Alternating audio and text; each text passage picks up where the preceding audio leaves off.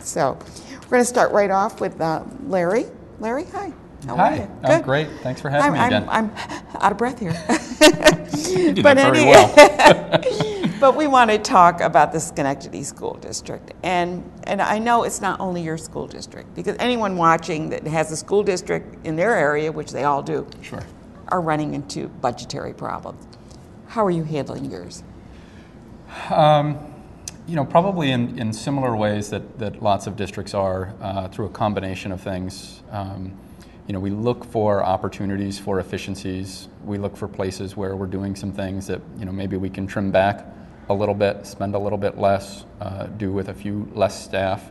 And then we're also looking for ways and opportunities to kind of transform what we do. Is if we think very differently about some of these services, is there a different way for us to get the same outcome, but through a very different process that would help us save money? So you have to look at the effect that has occurred. If it's not up to snuff, you kind of have to cut back on those. So ultimately, the litmus test for us is: are we still able to provide quality services to our kids? Exactly, and because it's all about the kids. Yep. Really. And I noticed that in the paper, I will mention this, it cuts loom for the pre-K.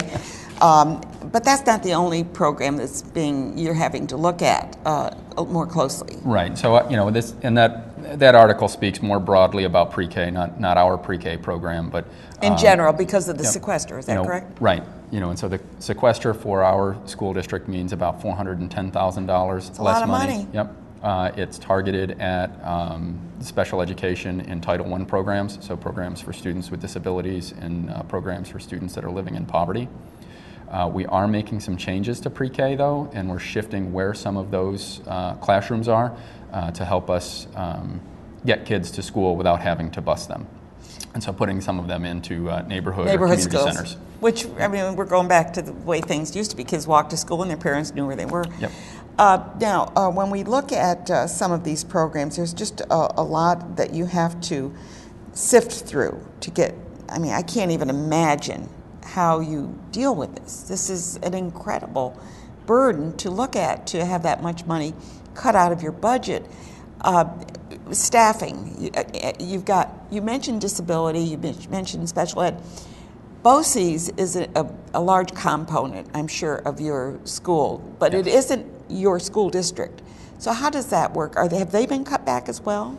They have been. So BOCES as its own entity has found efficiencies within their organization. They do some of the same things that school districts do. When folks retire, they look for ways to not backfill those positions. They look for ways to pare back how many folks they have doing things. They try very hard not to pass on increases in costs to component districts. Likewise, as a school district, we like to have more of our services go through BOCES. If we can cooperate with, it's a good program. Yeah, if we, and it's not just having BOCES provide the program.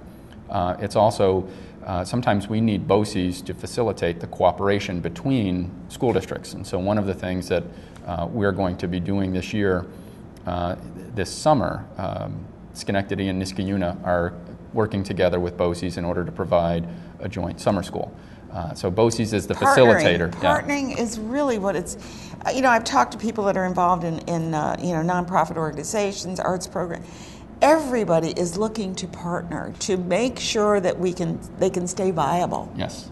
Yep. Yeah. Finding those key partners, finding places where, if we're partnering with, whether it's a county agency, someone from the city, private agencies, those are opportunities for us to either reduce costs, which is beneficial, or to enhance service.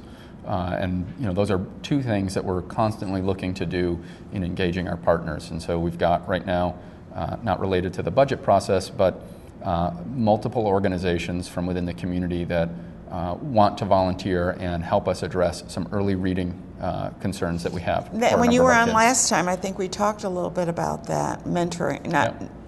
You didn't call it mentoring, you talked about. Well, yeah, at the older ages, we'll be looking at mentoring, but at the younger ages, we're looking for volunteers who will come in and do what's known as reciprocal reading with kids. Make a plea to our viewers. How can you get them here? Sure. So anybody who is interested in spending time and helping a young person learn to read better, if you have half an hour, 3 times a week to spare, we would love to have you be a part of our volunteer corps and come to one of our elementary schools and spend 3 days a week, just a half an hour each day, with a child who needs some one-on-one reading attention.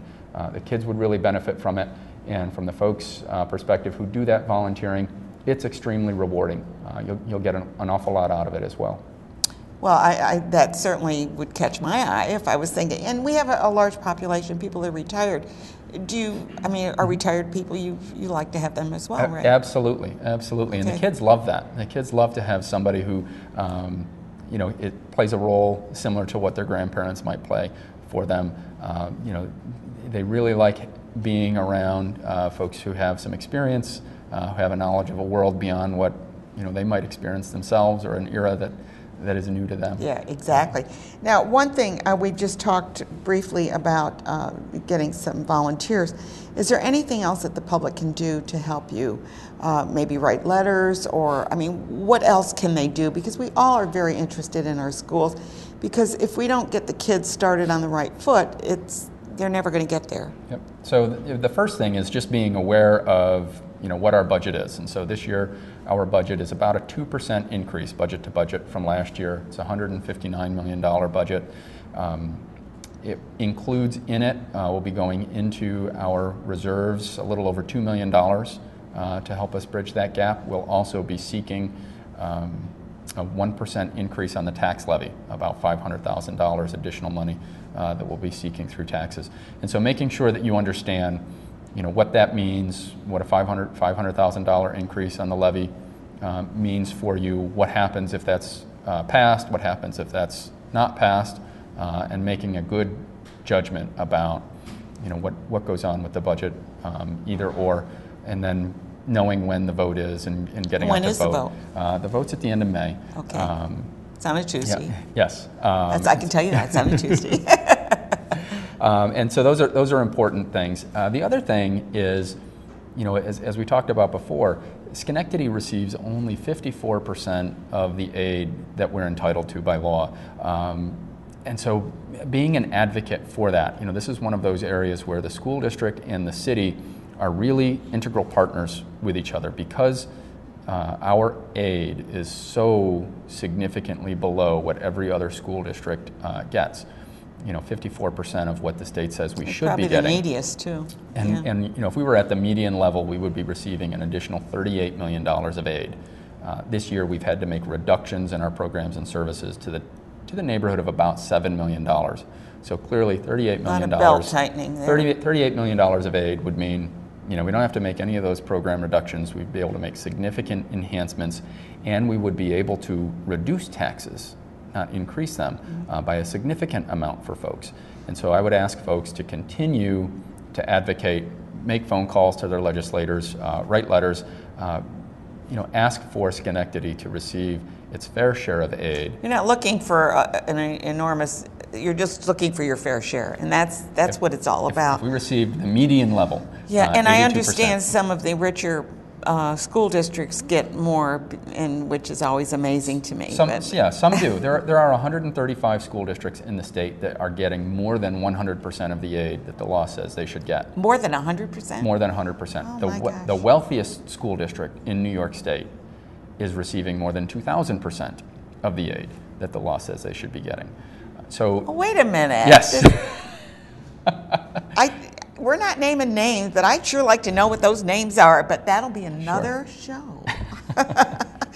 Larry Spring, he's the superintendent of Schenectady School District. We're so pleased to have him on, and he comes on periodically to update us. Please watch for that vote, and be sure to get out and vote, and to understand what the vote is all about, right? Yes. So good to see you. Thank you so much. Good luck. You're doing a great job. Yeah. Thank you. We're going to take a quick break, and when we come back, we'll be looking at, first of all, for the break is the Gospel Jubilee. When we come back, we're going to find out about Sundays in the Park with George. Who's George? Hang in there.